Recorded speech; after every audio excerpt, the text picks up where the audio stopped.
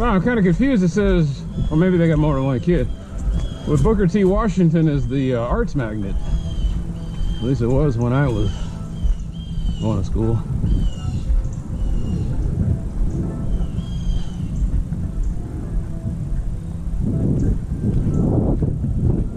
So the way it worked was you couldn't go to magnet schools full time. You would go part-time. You would go to a home school, not a home school, but you would go to a school in your neighborhood for like some of the basic stuff like English and the stuff that wasn't particularly geared toward your future major. Like I went to like the STEM magnet school, and they were supposed to handle all the math and science.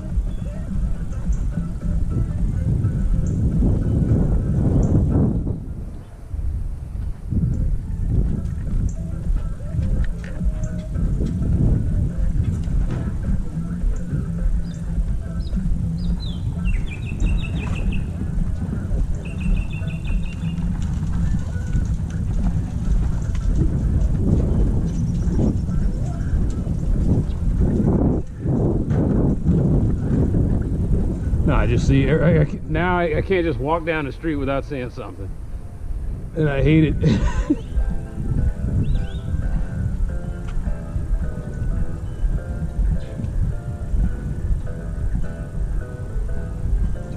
Like all red flag houses have a pattern. Yeah, so they told me they're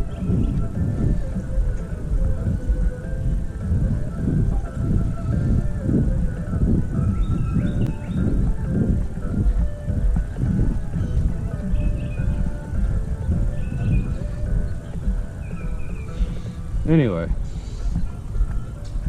I don't know if they still do it like that, or you just go to the magnet school full time now. There's just one of them said Jesuit, which I'm pretty sure has a good arts program of its own, a private school, and then you got Booker T, which is the arts magnet. Now they could be still doing that thing where you go part-time and the person goes to Jesuit part-time for some things and then gets picked up by the buses and taken to Booker T downtown.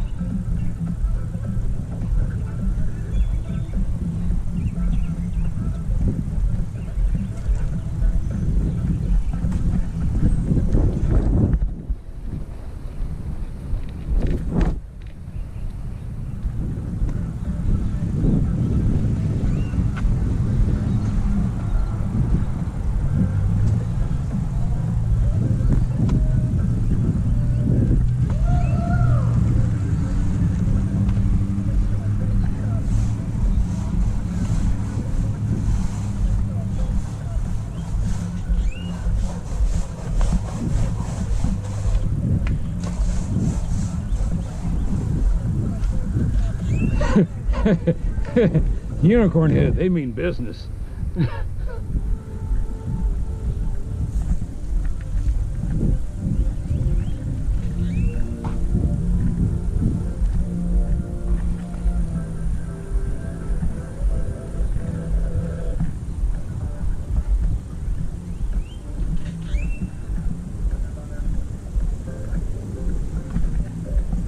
No, I just wanted a day where I was walking and I don't see anything. And that's impossible where I live. It's just, as soon as you go by certain houses, you can see. My car's been sitting there a while. That sidewalk ain't right. That fence don't match up. That post is leaning. Somebody put spray paint on the sign.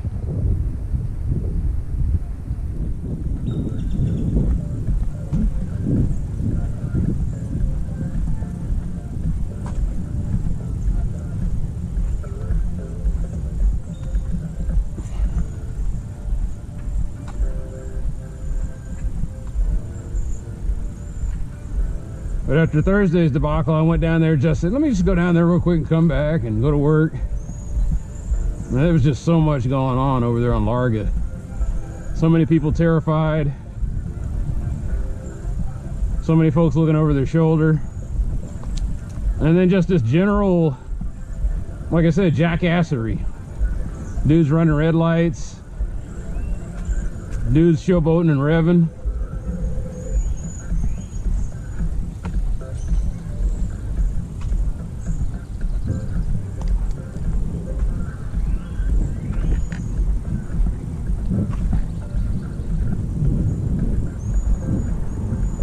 No, I was remembering though that Bush wasn't really an anti-immigration kind of guy. He was even talking about that kind of stuff during his campaign. He said he would talk to people in town halls, and he says there's 11 million people. How do you propose to get rid of that many people?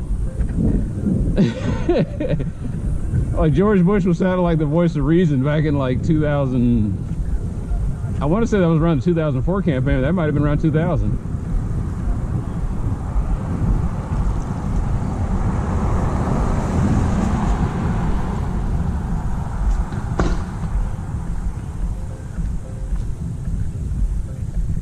He was anti-immigration, but more like a targeted kind of thing. He was going after specific people.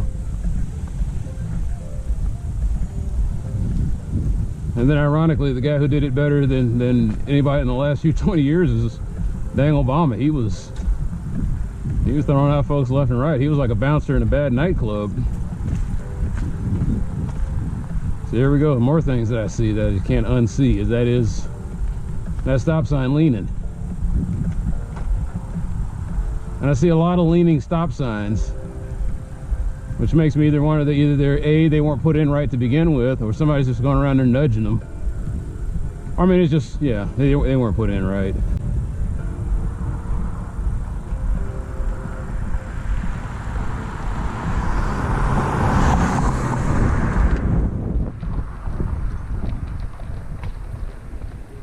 That's old school right here. Iron post, iron sign. Not reflective.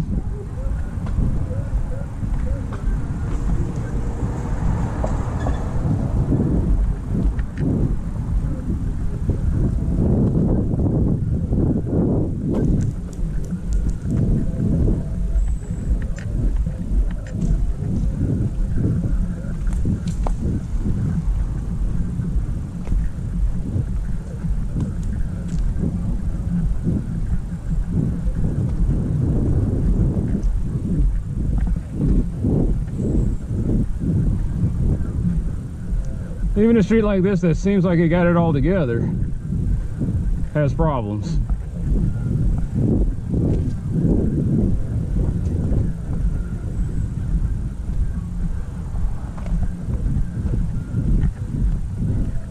They could use another street light.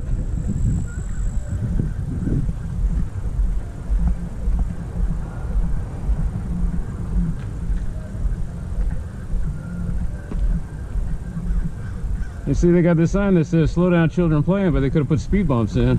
Yeah, that would be nice.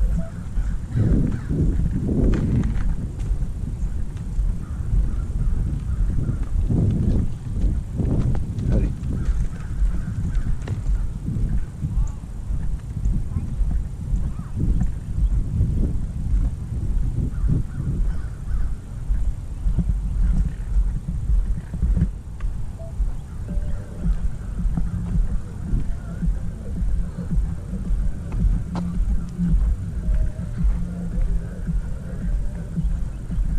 Oh yeah, and then there's the obvious thing. There's no sidewalks down here.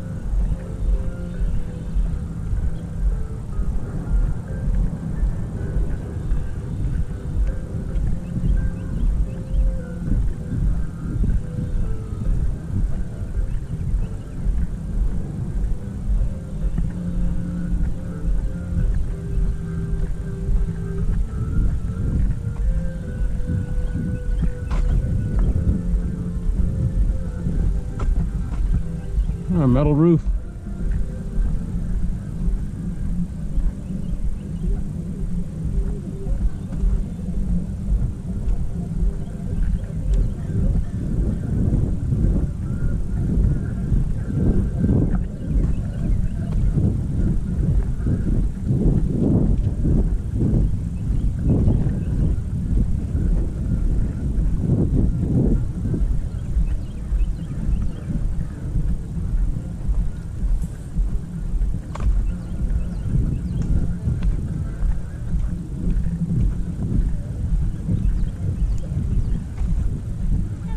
Howdy.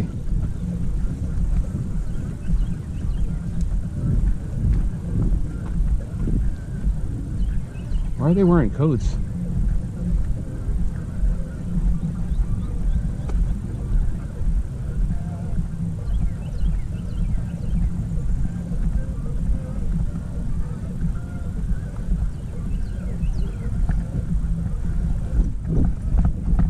So they put up 2 signposts, which is kind of weird.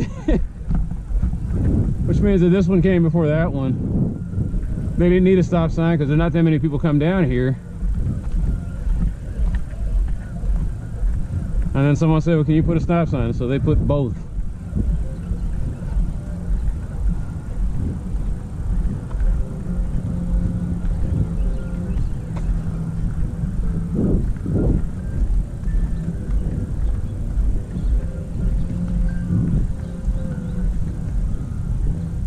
Oh man, don't tell me she passed.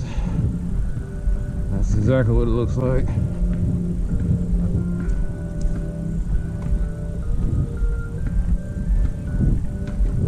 I guess this is gonna be the next McMansion.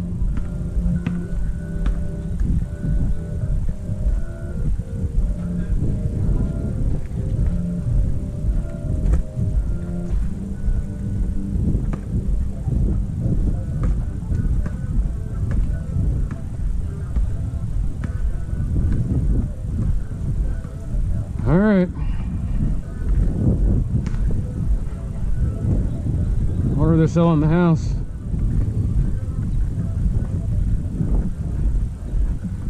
I guess the fact that they're having an estate sale means that somebody doesn't want that stuff.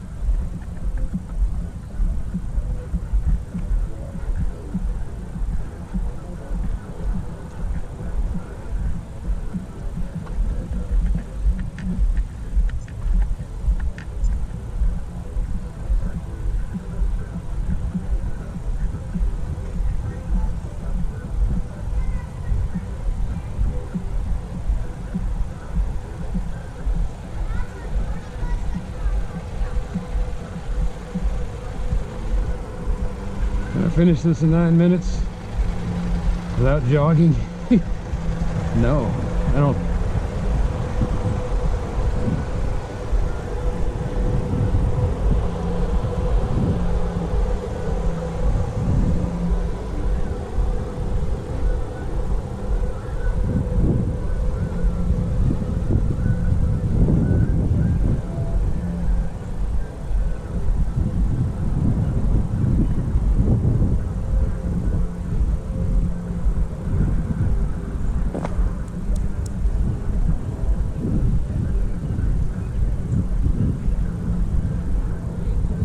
I seem to remember Good Shepherd was one of our rivals.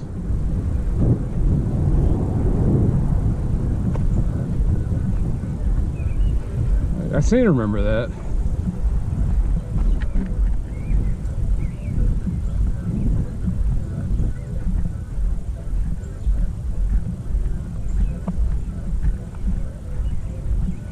There were a lot of religious schools around us.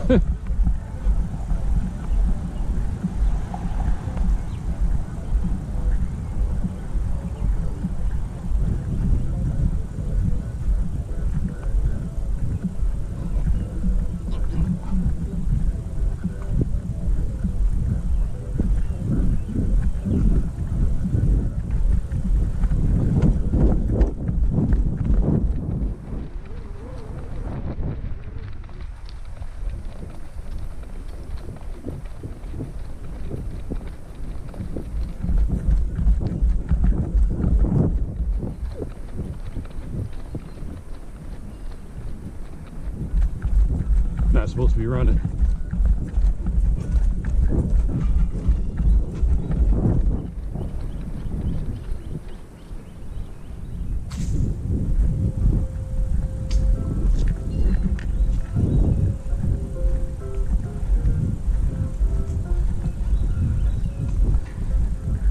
Another reason I don't want to run is the air quality is bad out here. The air quality is always bad.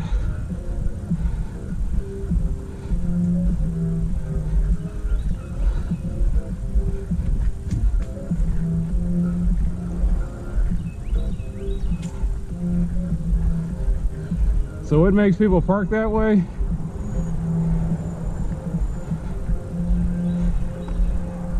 I don't think it just sounds like they don't know any better, but it doesn't make any sense either.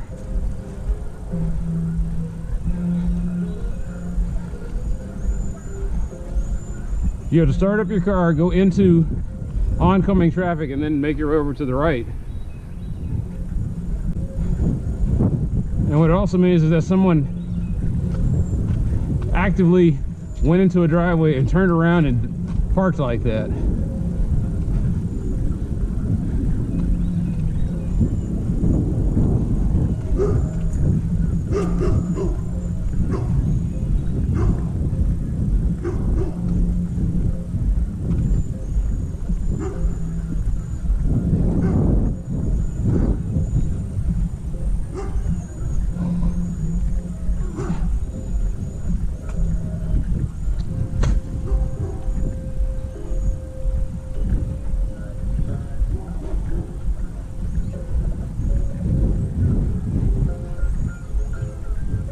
Trying to remember what this neighborhood looked like before they built all the McMansions, and I remember that.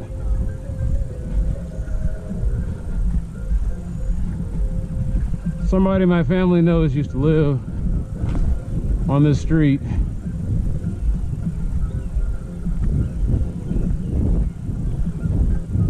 She basically got snookered into giving up the house.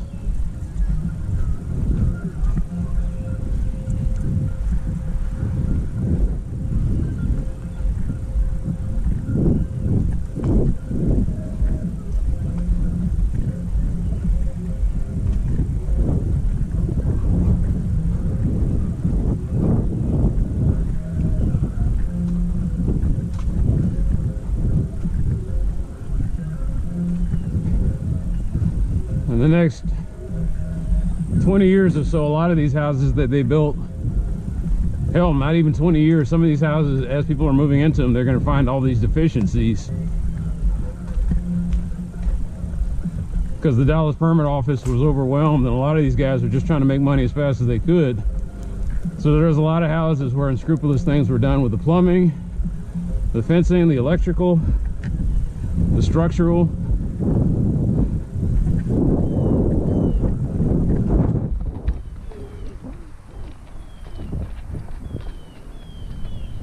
In other words, houses that were not built with people and practicality and giving people somewhere nice to live, just guys trying to make money. A lot of corner cutting.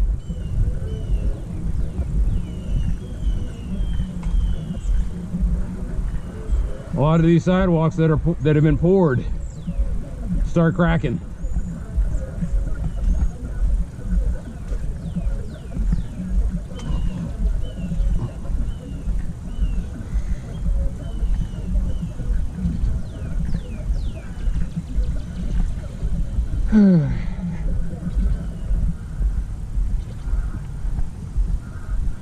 It's always something.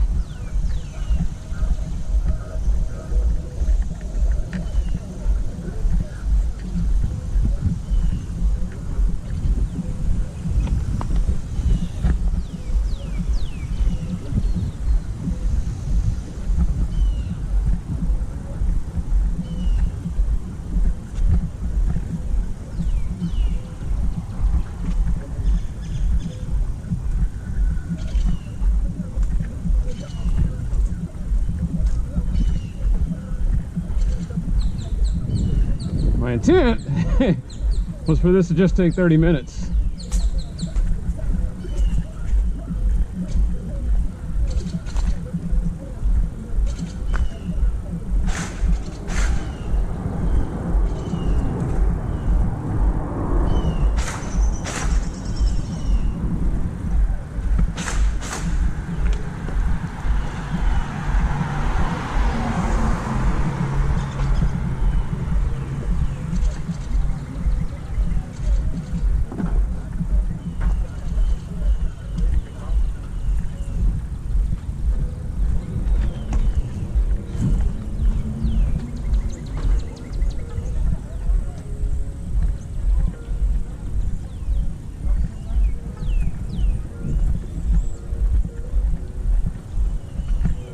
I remember that for sale sign went up right about the time that Trump got elected, and all of a sudden I saw that for sale sign. And I thought, the two things connected? Don't know.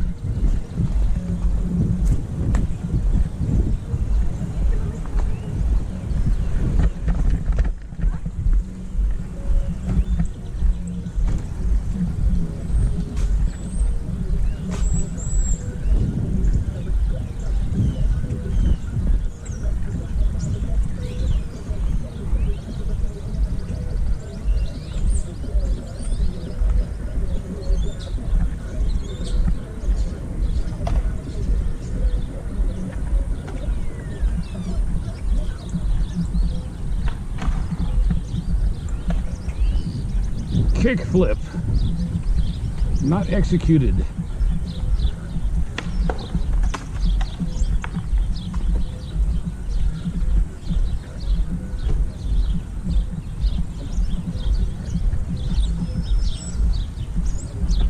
Nah, it's just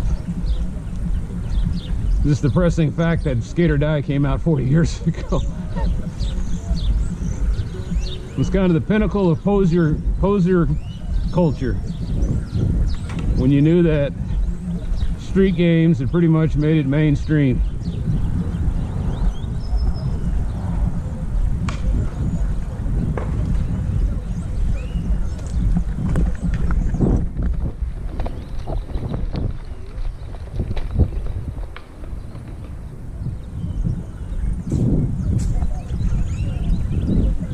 Like, this house sets off all kinds of red flags.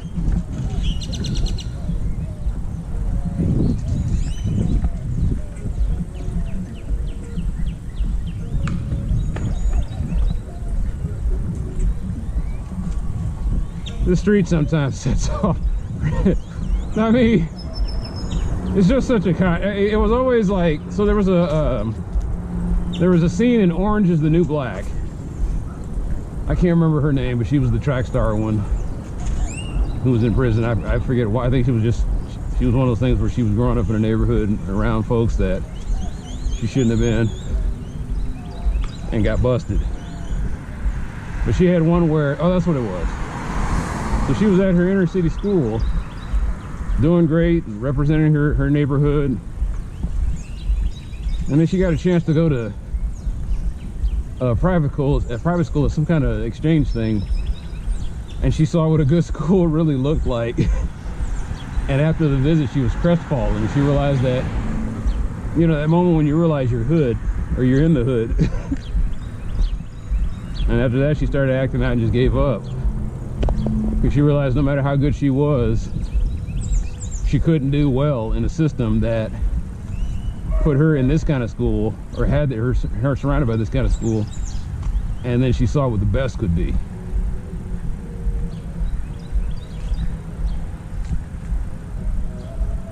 And I sympathize with that. I went through that myself. Of course, I went the opposite direction.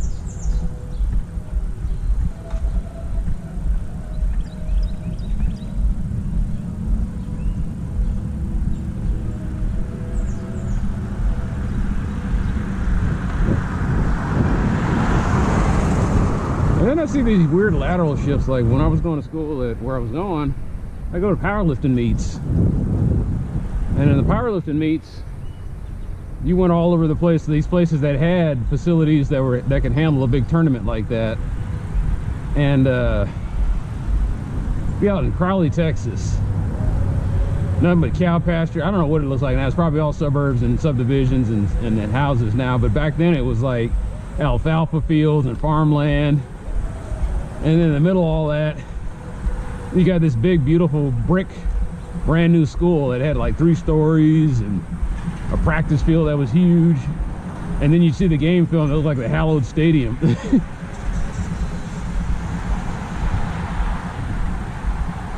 the middle of all that, we're going to powerlifting meets, going up against guys from Paris, Texas.